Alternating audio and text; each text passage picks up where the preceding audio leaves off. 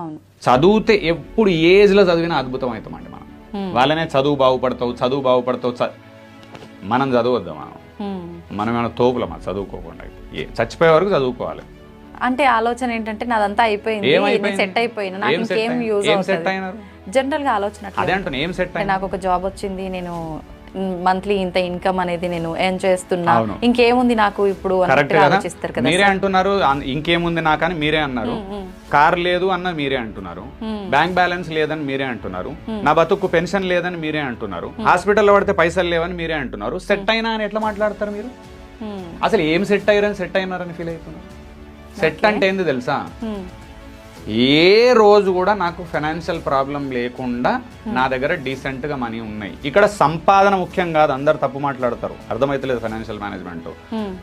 Saving అలవాటు లేక, investment అలవాటు లేక ప్రాబ్లం వస్తుంది. 20,000 సంపాదించిన వాడు కూడా సేవింగ్ ఇన్వెస్ట్మెంట్ కరెక్ట్ ఉంటే లైఫ్ హ్యాపీగా ఉంటుంది.